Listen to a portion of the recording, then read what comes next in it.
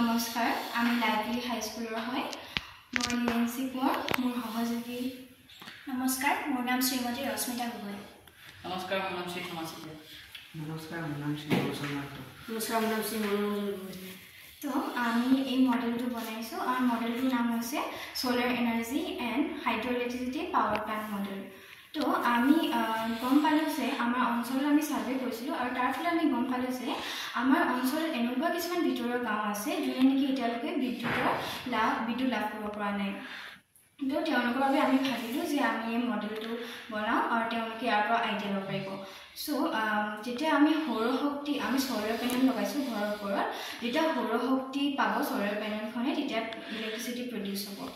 আৰু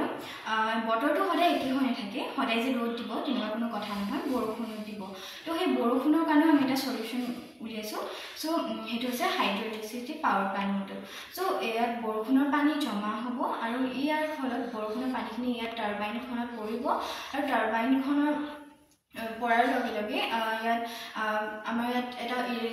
energy produce হ'ব আৰু সেই এনাৰ্জিটো আমাৰ জেনেৰেটৰে আমাৰ কনভাৰ্ট কৰি ইলেক্ট্ৰিচিটি এনাৰ্জিটোৱে প্ৰডিউচ কৰিব যাৰ ফলত গোটেই গাঁওখন মানে ইলেক্ট্ৰিচিটিৰ অভাৱ নহ'ব আৰু যেতিয়ালৈকে তেওঁলোকে ইলেক্ট্ৰিচিটি নাপায় তেতিয়ালৈকে তেওঁলোকে এইটো আইডিয়া ব্যৱহাৰ কৰিব পাৰিব ধন্যবাদ